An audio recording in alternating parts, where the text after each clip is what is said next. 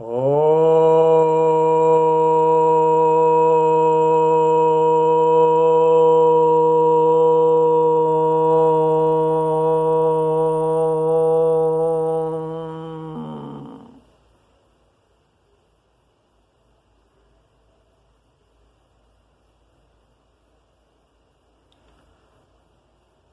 pay my obeisance to all the listeners. Today, I am going to give some informations about sleep and spirituality and science of it.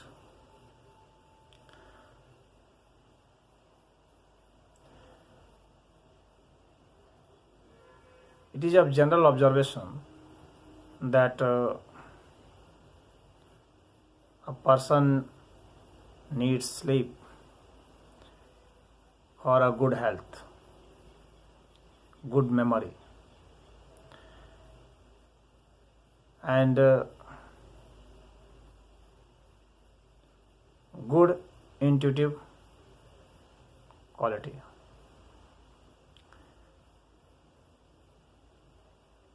And it is of general observation that we advance from wakefulness to tiredness and then to dream state, then deep sleep state, and then again wakefulness. This is a general routine.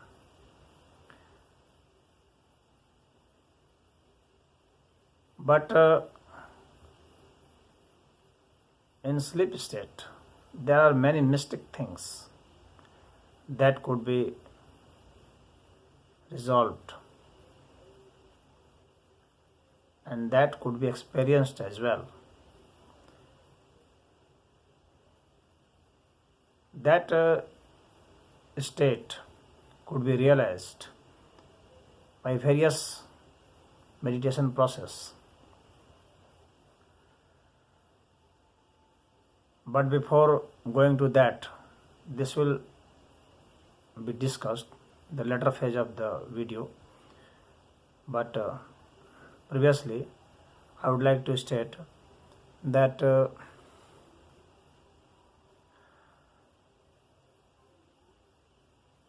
in general, scientists say that you need at least 14 hours sleep if you are a baby. But for an adolescent, 9 to 12 hours is sufficient. And for an adult, 6 to 8 hours is sufficient. But for middle-aged, 6 hours is sufficient. And for old person, 4 hours to 6 hours is sufficient. For a very old person, it is 4 or less than 4, say 2 or 3 hours. But this is a general conclusion. It also varies if your diet is different, if the environment is different, if you are sleeping in closed room or outside the room where there is fresh air. If there is fresh air, you can awaken very early, because fresh air will change carbon dioxide and oxygen proportion in your body. If carbon dioxide proportion is high, then you will go into the sleep. As soon as oxygen level becomes high, you will be awakened.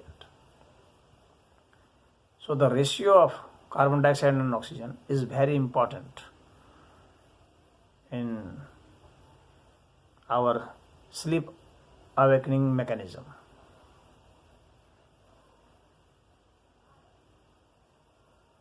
If a person does pranayam, if he exhale slowly and deeply and inhale slowly and deeply, then the oxygen level starts rising.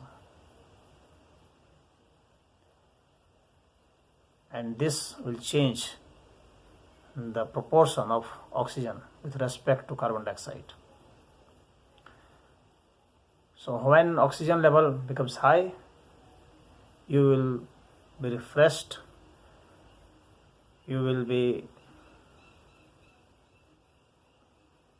very agile, and you will start feeling fullness of sleep. So oxygen level could be increased by pranayam, and in those persons the duration of sleep may decrease. So a yogi sleeps less than a normal person. Though it is good that one should sleep for long duration, but for a yogi it is not a matter of concern. If he will sleep for 4-hour duration, that will be sufficient.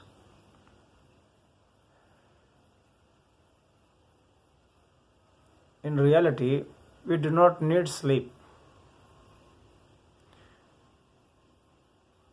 If we could rest,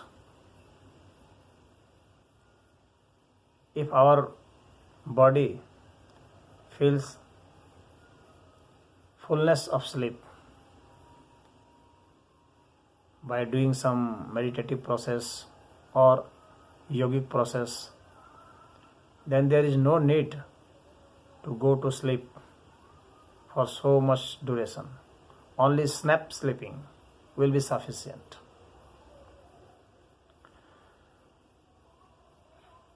And this snap sleeping is not the snap sleeping of general people, but this is a little bit technical sleep. Technical in the sense yogic process. And that sleep is called Yog Nidra, which I will deal later on.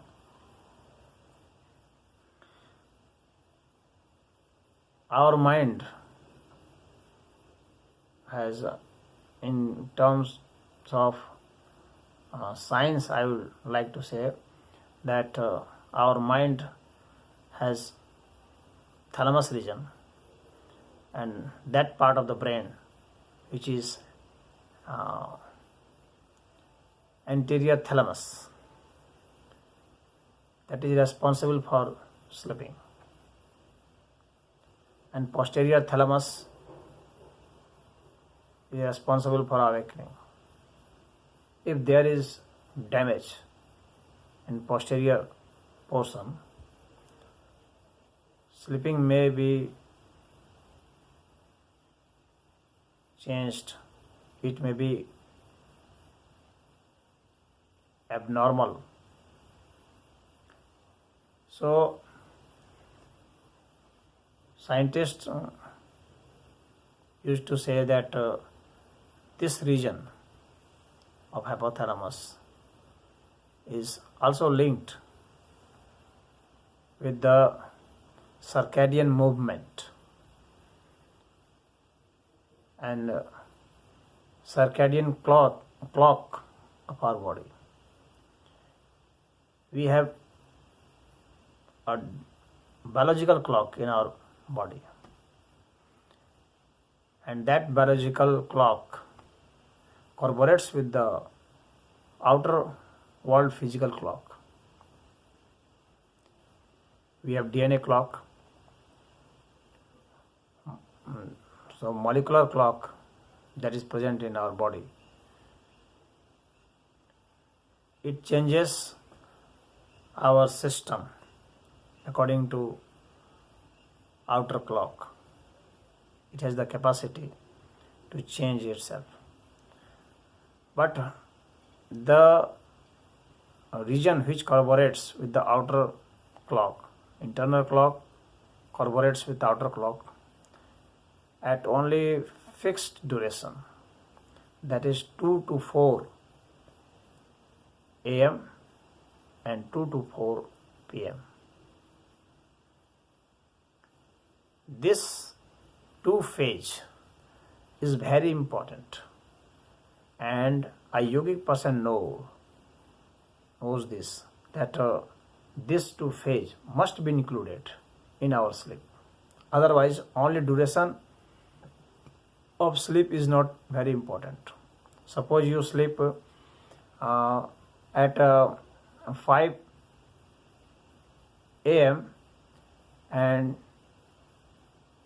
you got awakened at 2 p.m. That means you slept for 9 hours. Even then, you will not feel that you have sufficient sleep. You will feel irritated, you will feel lethargic. So, only duration is not important. Duration of sleep is not sufficient. That duration of sleep must be included, which I have said earlier. It's 2 to 4 a.m. and 2 to 4 p.m.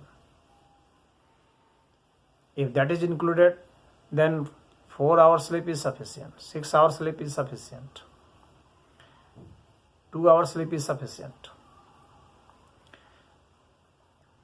And a person who can go into the yoga nidra, 5 minutes to 10 minutes sleep is sufficient. Previously it was thought that our brain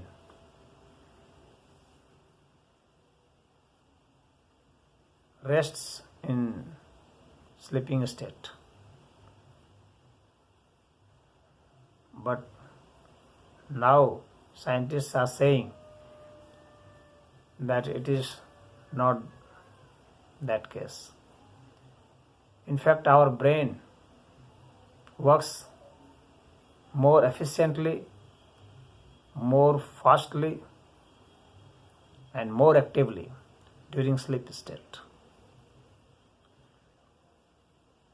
A brain cannot sleep, should not sleep, because it has security concerns.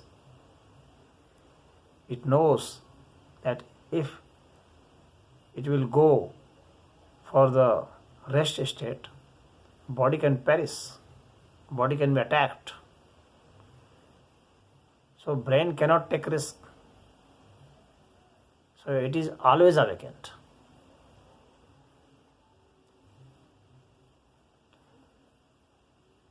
It sleeps in phase state, and it sleeps. It is suppose we have 50 billion or 1 billion cells, suppose we have 1 billion cells, suppose, then some part of it goes into sleep, other parts will remain awakened.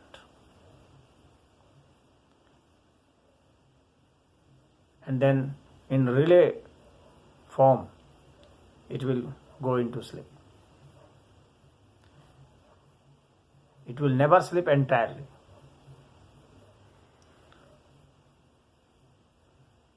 Any threat can come at any time. So brain always remain awakened. In Hindu scriptures, there are stories that Lakshmana, brother of Rama, and Arjuna, they have the capacity to remain awakened for years. That state is called Gudakes in Sanskrit. Any person can go to that state if he wishes to go. There are processes, sadhanas, you can follow those sadhanas and can enter.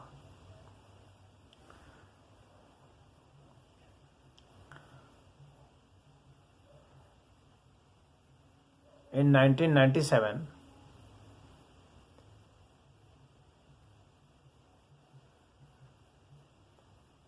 in Gazipur district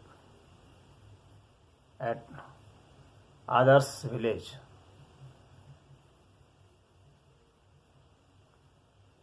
I gave performance in public discourse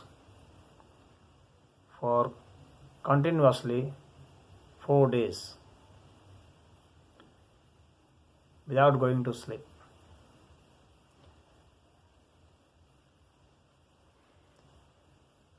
And if you are a yogi, you can perform this. There is no problem in it.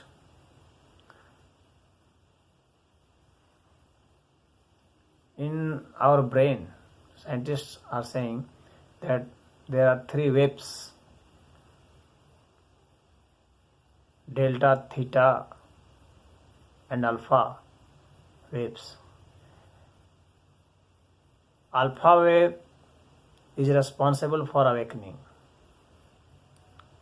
and theta and delta waves frequency, they are responsible for sleep. So if you are listening, if you are generating these waves, delta and theta, in your mind, then you will enter into the sleep, deep sleep. So our physical activity creates alpha wave frequency, and these alpha waves, they will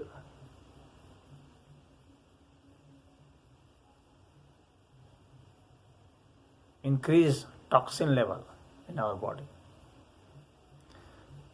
So it is also a function of sleep that toxicity of our body should be decreased.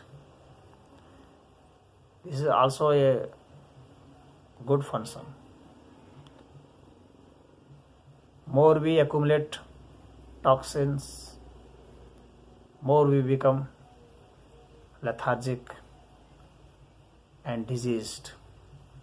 So for good health, toxin level should be lowered, and our body is in constant process to lower these toxins.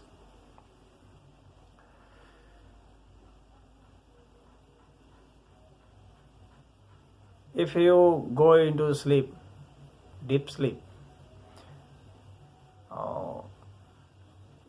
why we used to feel good state of mind after awakening?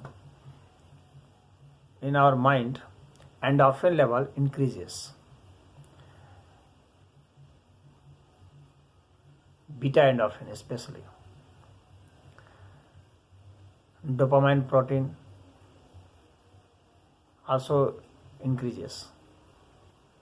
And this is the observation of scientists, that those who practices yoga and meditation, in their mind, dopamine protein, beta endorphin increases. Their level increases. So it is very important for our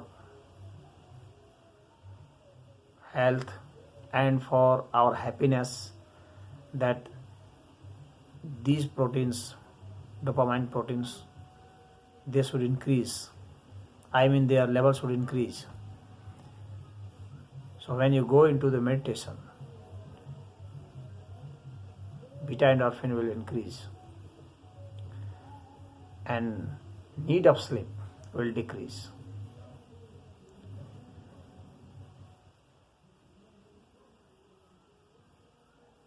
If you are in unrest, unpeace of mind, if you are indulged in many unsocial activities, then it is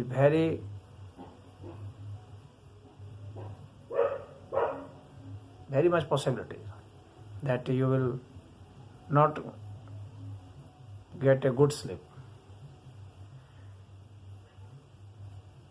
Your sleep will be hindered. But for a benign person, benevolent person, and for a yogi, it is not necessary.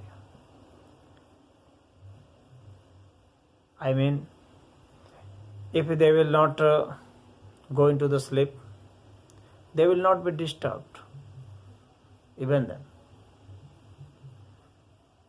And they will continue their normal activities. But for an abnormal person who are indulged in these things, antisocial activities, and those who are so much egotistics and greedy, they will feel that it is not easy to go into sleep. So they used to take drug. But those drugs will only harm their body and mind. They will tear apart their health. So this is a social and health consequence for those who are greedy and very egotistic and very violent.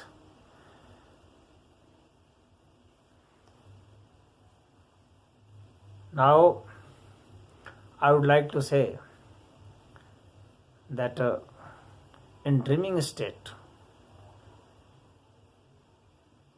we used to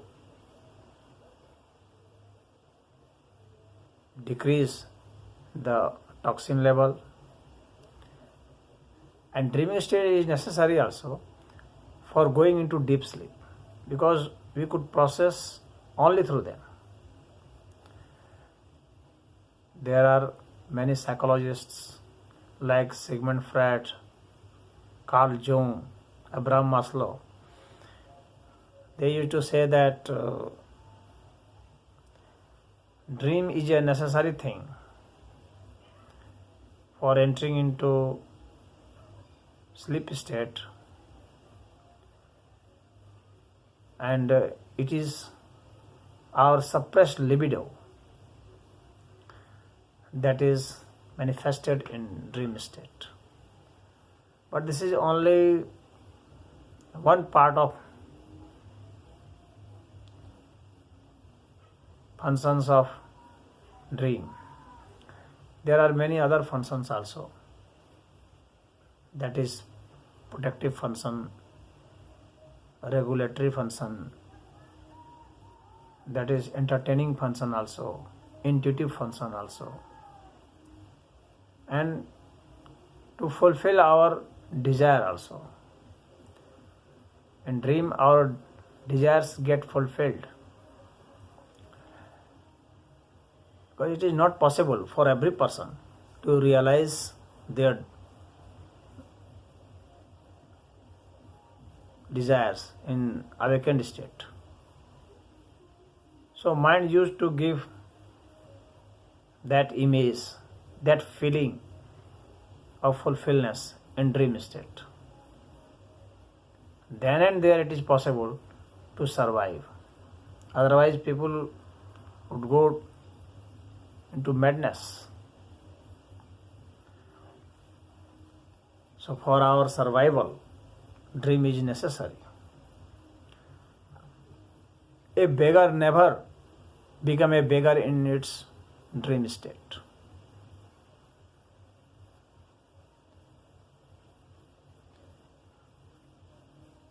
A king can become a beggar in his dream state, but a beggar can never become a beggar in his dream state, because it will manifold his problem. So mind is designed in such a fashion to increase our survival values.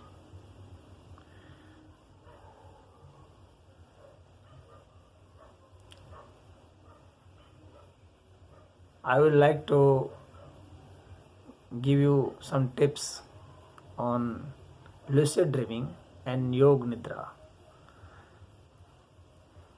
There are many persons who can enter into lucid dreaming.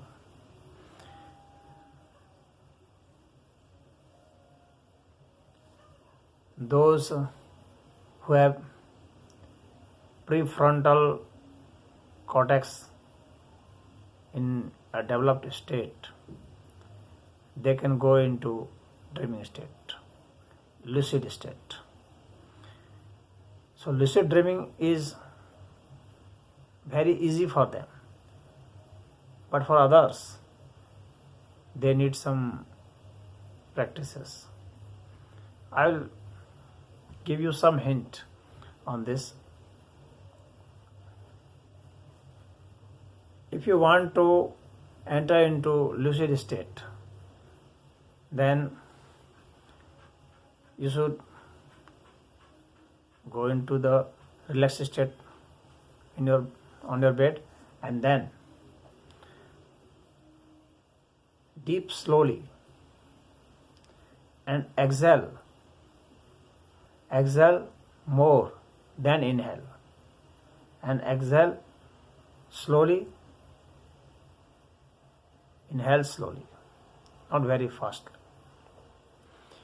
If you do this, your body will go in rest, and concentrate on the energy level of your breathing. Try to become a witness of all the mechanism of breathing.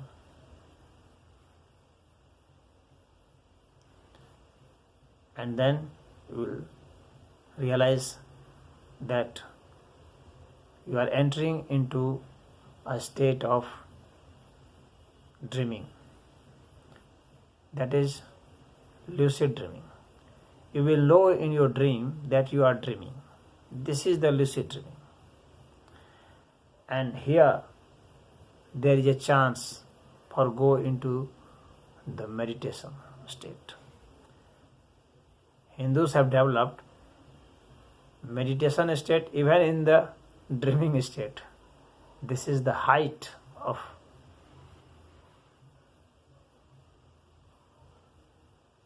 discovery of meditation. You can meditate at any state, even in awakened state, even in sleep state.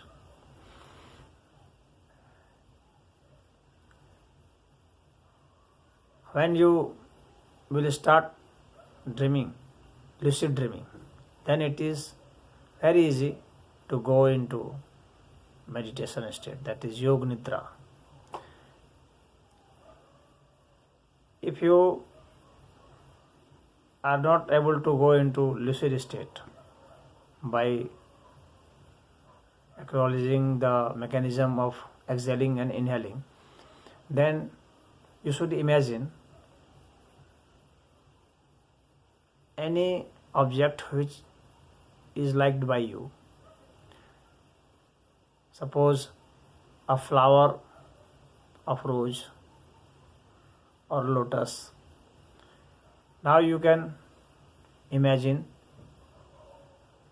lotus or rose in your mind and imagine in its full details. And then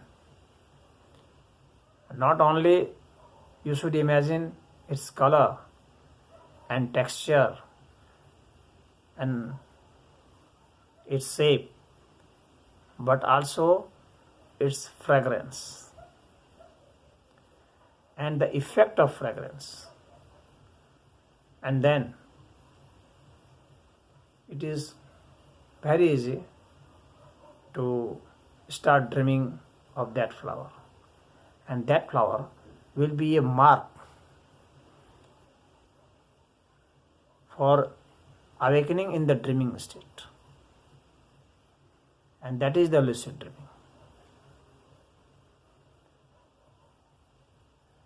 In 2-3 days of practice, any person can go into lucid dreaming. This is very easy process. There is not so much difficulty. When you start dreaming, suppose you are dreaming of flower, then that still image which is appearing on your mind, you should focus on any petal of that flower, and then other parts of the flower will go into vagueness, will disappear soon, and only that part which you have focused will become a still picture. Then on that picture, still picture, you should start focusing on any point of that petal. Suppose the lined state, that border line, and any border is made up of many points. So you refocus on those points, and then other points will vanish out, will go into oblivion, and only one point will remain there. Then you will start focusing on the point of the point. Suppose this is the point of this diameter, then you should focus on the center of that point. Every point has also a center. because a point is in fact a circle. If you can observe that point in a microscope, it will be enlarged in a form of circle. So now you have to imagine in that dreaming state, that lucid dreaming state, that you are visualizing that point through a microscope. Then you will start enlarging it. And then a state will come when your microscope is not able to magnify it. Then you should choose a point which is becomes so subtle that it cannot be even imagined, or it cannot be even looked out. It is not appearing. It is very vague and almost a disappearing state.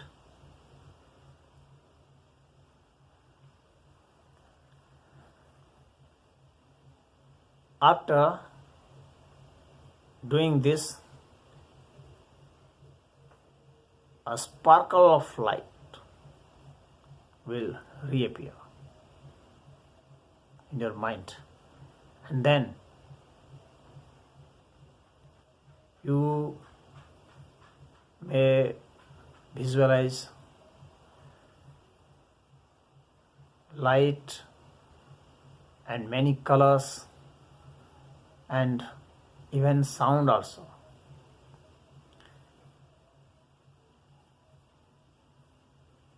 But you will remain there, remain in meditative phase, and after that those light will also vanish, and then there will be darkness, full darkness, and then those darkness will be so deep and so much dark that you cannot even say that it is dark. And it is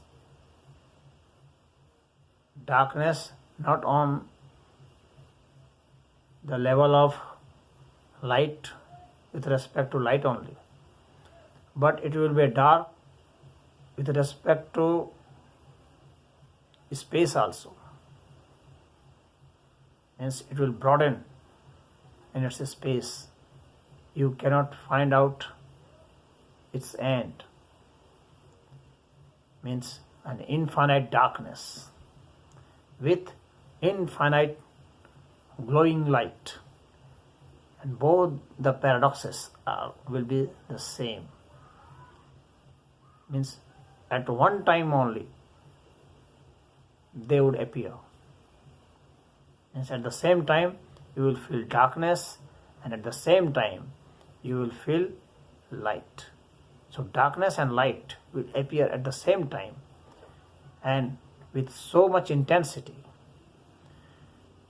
and with so much broadness that you will enter into infinite state of both of them, and they will be mixed in such a way that you cannot exactly pinpoint that it is darkness or it is light.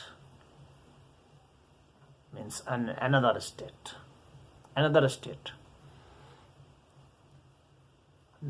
This state is beyond the duality of light and darkness. That non-dualistic state will be revealed to you. And this state of meditation and sleep meditation is called Yoga Nidra. And there is another process of entering into Yoga Nidra, and this is the first stage of entering in Yoga Nidra. In another technique is that you should auto-suggest your body that your body is relaxing from tip to toe. you have to suggest that the body is relaxing, that our body is healthy, that it is getting repaired. If it is damaged, it is getting repaired, and it is becoming beautiful, and at the same time it is now evaporating. It is now transforming, and in that state of transformation, it is now changing from matter to energy. Means your body is changing into matter and energy. It is continuously changing, of course, in reality. But you have to realize this change in very still state.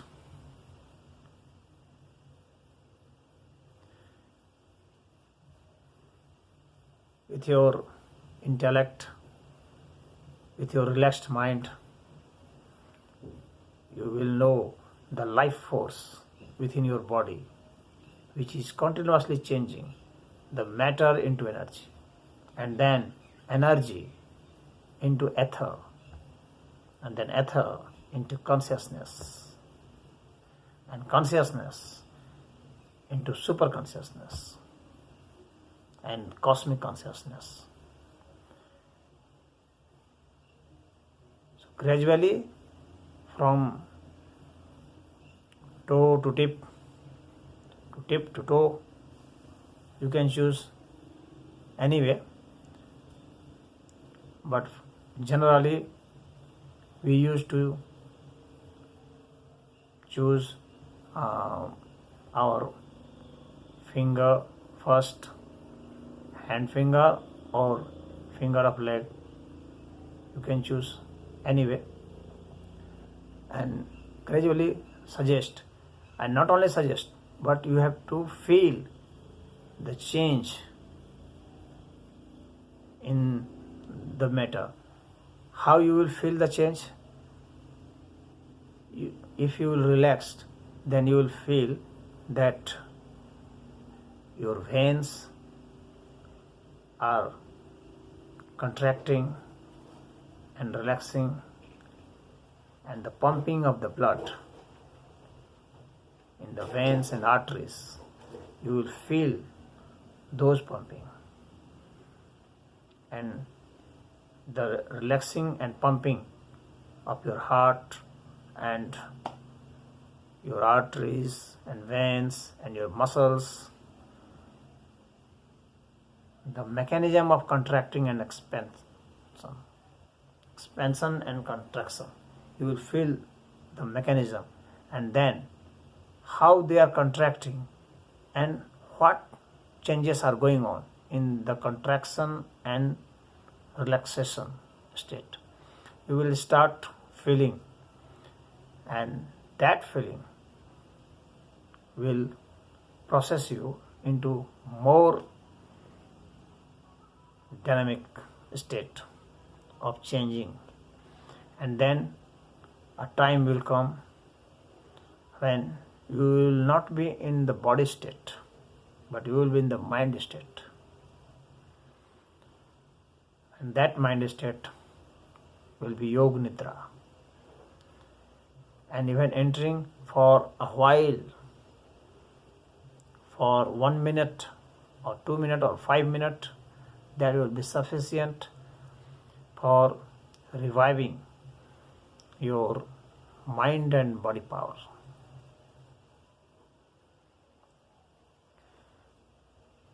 In our dream state, what happens actually, why we dream? Scientists say that when mind processes a part of our body, then it sends the message in form of dream. If you will enter into that processing state of the mind, then you will be very near to the conscious level.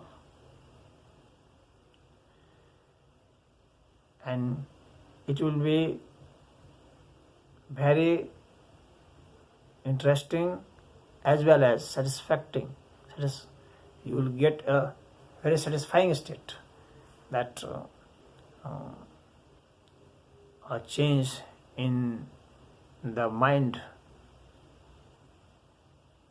is going on there, and your mind is occupied in knowing, in feeling the mind itself.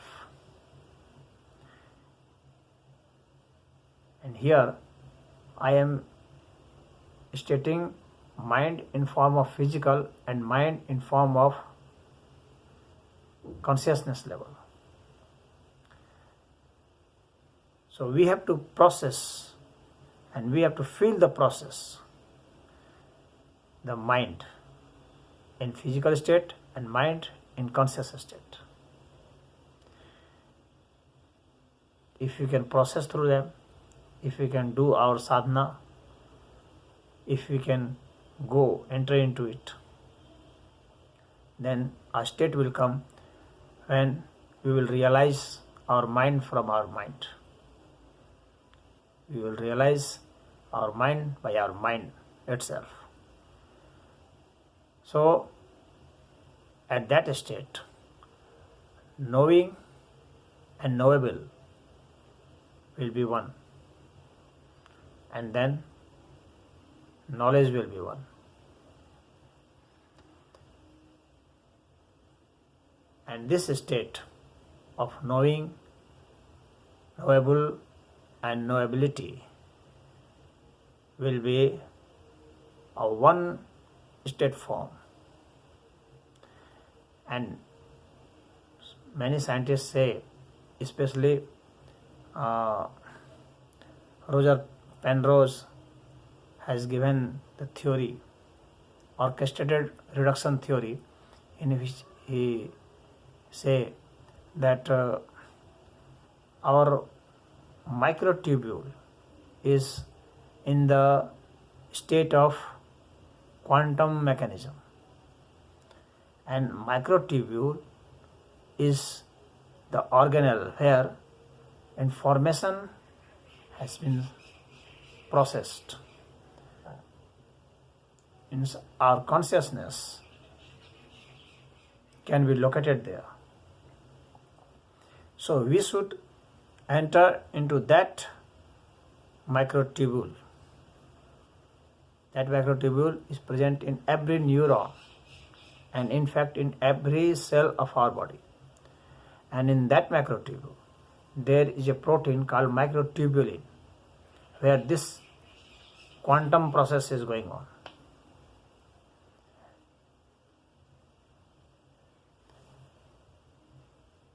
And we can realize that quantum state.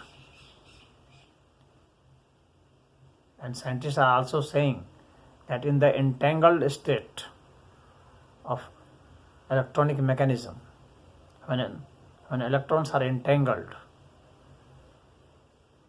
then they share their information without the factor of distance. Means if they are present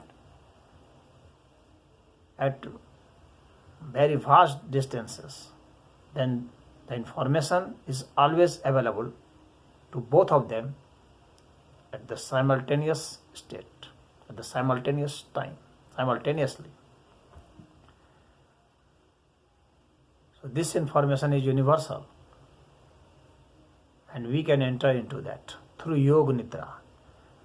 This is the mysticism of yoga. I hope you will try this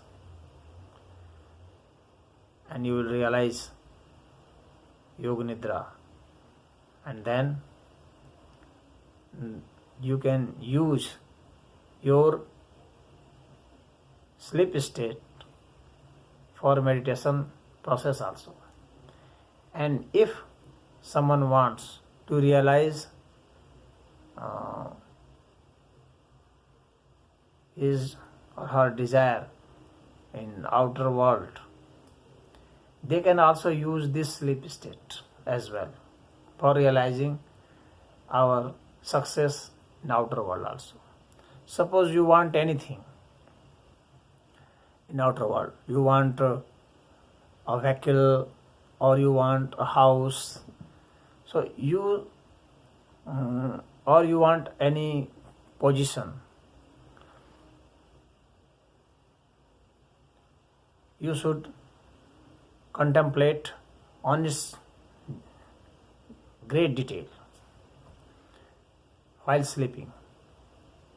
Suppose you are entering into sleeping state, you are entering into lucid sleeping, and then you start imagining, you start contemplating that thing which you want in your outer world. The more detail will be expressed there. But one thing I would like to convey you, that the thing which you want should be logical, and within your logical level of acquiring, you should not desire a thing which is illogical, which is very, very far from your reach. Mind has the capacity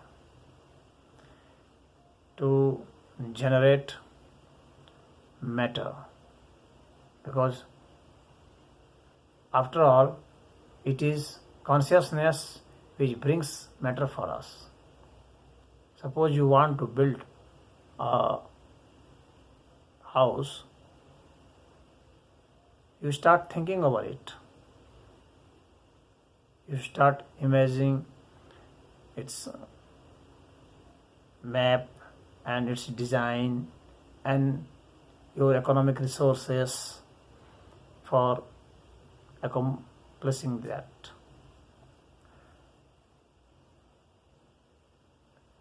It means consciousness is converted into material form. So if you go into the sleep state on meditating all those things, on contemplating all those things, it will become very easier for you to realize that in a real form. But it is not advised by sages that you should contemplate for the worldly things. They are always saying that you should go for your meditation, for your samadhi, super consciousness state, for realizing the truth, for realizing the ultimate truth, for enlightenment, and for God grace. That is the message of our sages from the ages. So it is not advisable for a yogi to go for the worldly things. But it is also a fact that your conscious mind and your subconscious mind and the matter outside the world, they are closely linked and they are intertransformable. Matter can be transformed into consciousness, consciousness can be transformed into matter. Yoga is a process of transforming matter into consciousness. This is why